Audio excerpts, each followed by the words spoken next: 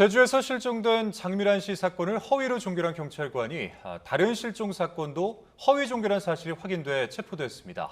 논란이 커지자 국무총리는 철저한 긴급 진상조사를 지시했고 국가수사본부장은 전국 실종 사건에 대한 전수조사에 나서겠다고 밝혔습니다. 김건우 기자입니다. 제주 장미란 씨 실종 사건을 허위 종결한 혐의로 긴급 체포된 실종수색팀 소속 A경장. 지난달 초에도 60대 남성의 실종 신고를 접수한 뒤 무사하다고 허위 보고해 사건을 종결한 것으로 확인됐습니다. 본인이 원하지 않아서 위치를 알려줄 수 없다고 말한 점까지 장미란 씨 사건과 판박이었습니다. A경장의 허위 보고에 초동 대처는 제대로 이뤄지지 않았고 실종 남성은 결국 51일 만에 숨진 채 발견됐습니다. 경찰관 한 명의 거짓말에 시스템 전체가 무너지자 홍석기 국가수사본부장은 직접 제주를 찾아가 고개를 숙였습니다. 홍 본부장은 국민께 송구스럽게 생각한다며 다시 이런 일이 벌어지지 않도록 제도적으로 보완하겠다고 밝혔습니다. 또 이번 사건에 관한 강한 질책과 함께 자원을 모두 동원해 수색 작업에 나서라고 지시했습니다. 경찰은 A경장이 담당한 1년치 사건은 물론 전국 경찰서의 실종 사건 처리 과정에 대해서도 전수점검에 들어갔습니다.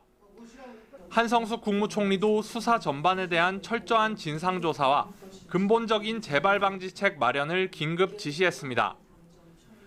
뒤늦게 시작한 재수색이 며칠째 이어졌지만 골든타임을 놓쳐 장미란 씨의 행방은 여전히 묘연한 상황. 경찰의 제도 개선 약속에도 부실한 수사를 향한 국민적 불신은 더 깊어지고 있습니다. YTN 김근우입니다. 대전의 한 새마을금고 전 지점장이 교회와 법인 명의를 도용해 계좌를 만든 뒤 대출금 수억 원을 빼돌린 혐의로 검찰에 송치된 것으로 확인됐습니다. 경찰 조사 결과 대출을 위해 맡겨둔 인감도장이 범행에 사용됐고 지금까지 피해가 확인된 곳만 20곳, 피해 금액은 수억 원인 것으로 드러났습니다. 오승훈 기자의 단독 보도입니다. 목사 A씨는 지난 2023년 대전과 충남에 있는 새마을금고 세 곳에서 교회 신축공사비와 운영자금 명목으로 34억여 원을 대출받았습니다. 그런데 몇 달 뒤 또 다른 새마을금고에서 추가 대출을 받고 통장 입출금 기록을 확인하던 중 이상한 사실이 발견됐습니다. 자신도 모르는 사이 교회 명의 계좌들이 만들어져 대출금이 수천만 원씩 여러 차례 빠져나간 겁니다. 확인 결과 교회 인감도장을 맡겨둔 새마을금고에서 당시 지점장이던 B씨가 계좌를 임의로 개설해 대출받은 돈을 빼돌려 왔던 것으로 드러났습니다. 그 지점장이 개인정보를 이용을 해가지고 통장도 자기 마음대로 다 만들고 그리고 서류도 원본이 아닌 복사본을 쓰든 이렇게 했죠. 눈물이 날 정도의 사실이에요. 왜냐하면 죽고도 싶었어요.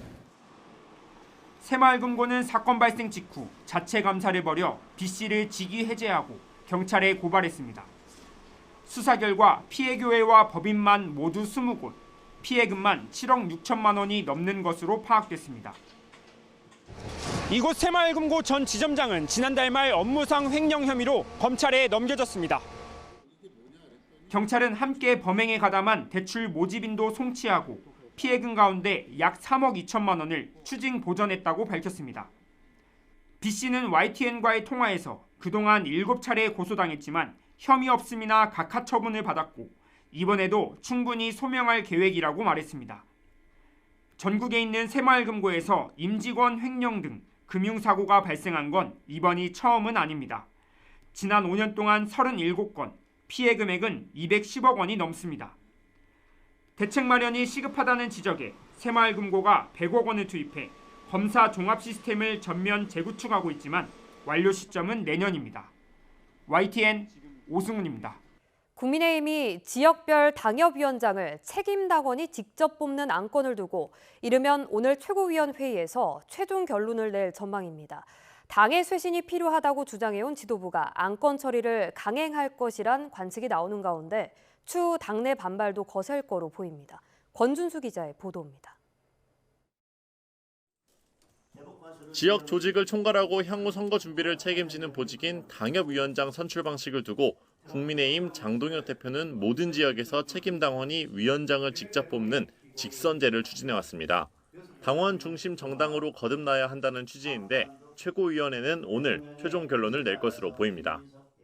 당협위원장에 대한 임기가 어차피 8월 말 종료이기 때문에요. 그 절차를 거치는 과정에서 이제 충분한 논의가 있었고 계속 미룰 사안은 아니어서. 최고위원 대부분은 당의 쇄신을 위해 직선제가 필요하다는 의견인 것으로 전해졌습니다. 문제는 당내 갈등이 깊다는 점입니다. 비당권파 의원 4명에 대한 중징계 여파로 분열에 대한 우려가 커진 상황에서 이번 개혁안은 결국 지도부의 당 장악용 꼼수라는 비판이 거셉니다. 지난 최고위에서도 정점식 원내대표는 원내 의견을 바탕으로 사실상 반대 입장을 낸 거로 전해졌는데 우재준 최고위원은 현 지도부가 개혁을 논할 자격 자체가 없다고 질타했습니다. 모든 당협위원장을 새로 한번 평가하겠다는 건데 저는 우리 지도부가 할 수 있는 범위를 벗어난다고 생각했습니다. 두 차례 의원총회에서도 중진을 중심으로 반대 목소리가 잇따랐는데 오선 윤상현 의원은 SNS를 통해 당내의 다른 의견을 지도부를 흔드는 목소리로만 받아들이고 반대하는 목소리를 배척하는 뺄셈 정치로는 강한 당을 만들 수 없다고 지적했습니다. 다만 중진 불출마론까지 거론했던 장동혁 대표는 오는 26일 취임 1주년을 앞두고 강공책을 계속 펼쳐나갈 거란 관측이 지배적입니다. 최고위에서 안건이 가결되더라도 비당권파와 중진의 거센 반발이 맞물려 있어 갈등은 쉽게 사그라지지 않을 전망입니다. YTN 권춘수입니다. 트럼프 행정부가 내일 이란과 거래하는 제3국에 대한 2차 제재를 포함한 대이란 경제 제재를 발표합니다. 이란은 미국의 절박함을 드러내는 반복된 시나리오라며 군사적 패배의 증거라고 평가절하했는데요.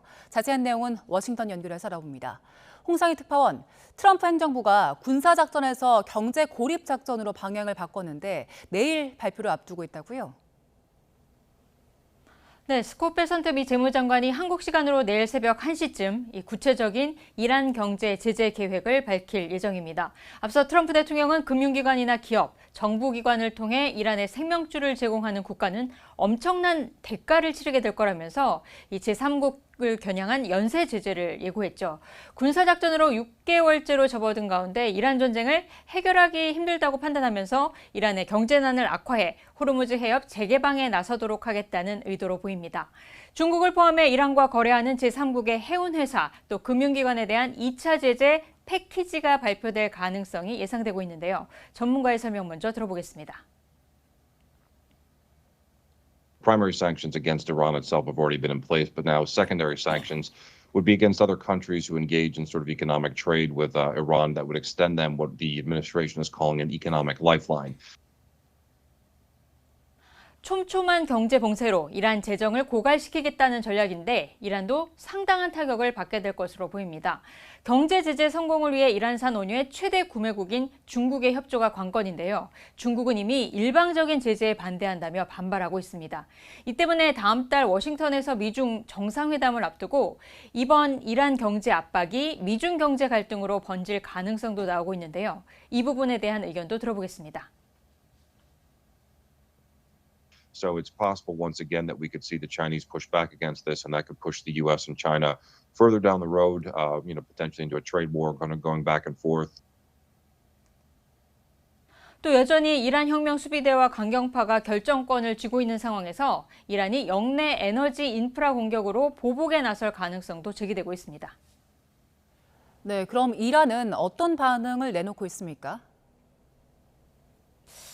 네, 현재로서는 아바스 아라그치 이란 의무장관이 미국이 예고한 대규모 경제 제재에 대해 과거 미국 행정부에서 여러 차례 시도했던 이 반복된 시나리오라는 반응을 내놨습니다. 이 아라그치 장관은 미국이 똑같은 영화를 반복해서 틀고 있기 때문에 이란은 어떻게 맞서야 하는지 알고 있다고 강조했습니다. 또 미국이 경제 제재로 선회한 건 그만큼 절박하다는 증거라고 평가절하했는데요. 들어보시겠습니다. اینکه از عملیات نظامی و اینکه میزنیم چنان میکنیم فلان میکنیم ها رسیدن دوباره به اینکه همون طرحهای قدیمی رو بیارن این نشون میده که واقعا مستحصل هستن و در مقابل ملت 이란 بزرگ 혁명 ایران 수비대도 미국이 경제 전쟁에 나선 건 군사적으로 패배했다는 의미라면서 미국의 이번 압박은 전혀 새로운 게 아니라고 깎아내렸습니다. 이란은 그러면서도 미국이 대화로 돌아와 해결책을 찾아야 한다고 강조하고 있는데요. 미국과 이란의 협상을 중재했던 아심 무니르 파키스탄군 총사령부는 미국의 경제 제재 발표 당일인 현지 시간 24일 테헤란을 방문할 예정인데 이 협상의 돌파구가 마련될 수 있을지 관심이 모이고 있습니다. 지금까지 워싱턴에서 전해드렸습니다. 네, 끝으로 날씨 소식 살펴보겠습니다. 네, 기상캐스터 연결해서 자세히 알아보겠습니다. 원희다 캐스터. 네, 상암동 야외 스튜디오에 나와 있습니다. 네, 어제는 날이 참 많이 더웠는데요. 지금은 아침 공기도 후텁지근해 보입니다. 밤사이의 더위 상황은 어땠습니까? 네, 어제 처서 매직 대신 처서 폭염이 기승을 부리더니 밤사이에도 기온이 크게 떨어지지 못했습니다. 현재 기준 서울의 최저 기온은 25.4도로 열흘 만에 다시 열대야가 기록될 가능성이 있겠고요. 한낮에는 33도까지 올라 어제만큼 무덥겠습니다. 폭염특보는 또 한 차례 확대 강화했습니다. 현재 강원 산간을 제외한 전국 대부분 지역을 뒤덮고 있고요. 특히 경기 남부와 세종, 광주와 대구 등 남부 일부 지역에는 폭염 경보가 발효 중입니다. 또 서울 서남권을 비롯한 곳곳에는 열대야 주의보가 내려져 있는데요. 현재 서울 기온은 25.4도, 제주 27.1도 등 밤사이 곳곳에서 열대야가 나타나고 있습니다. 한낮에는 서울 33도, 광주와 대구 35도까지 크게 오르겠고요. 높은 습도 탓에 체감온도는 이보다 조금 더 높겠습니다. 오늘 서울 하늘에는 구름만 많이 지나겠고 아침까지 곳곳으로는 안개가 짙게 끼겠습니다. 오후부터는 내륙을 중심으로 대기 불안정으로 인한 소나기가 예상되는데요. 양은 5에서 30mm 정도가 되겠고 벼락과 돌풍을 동반하는 곳이 있겠습니다. 남은 한 주간 예년 기온을 웃돌며 늦더위가 지속하겠고요. 중국을 향하는 태풍 사우델의 간접 영향으로 한반도 날씨에 변동성이 생길 가능성이 있겠습니다. 당분간 남해안과 제주도 해안을 중심으로는 너울성 파도가 높게 일겠습니다. 이들 지역에서는 해안가 접근에 자제하는 등 안전사고에 각별히 유의해야겠습니다. 지금까지 YTN 원희다입니다.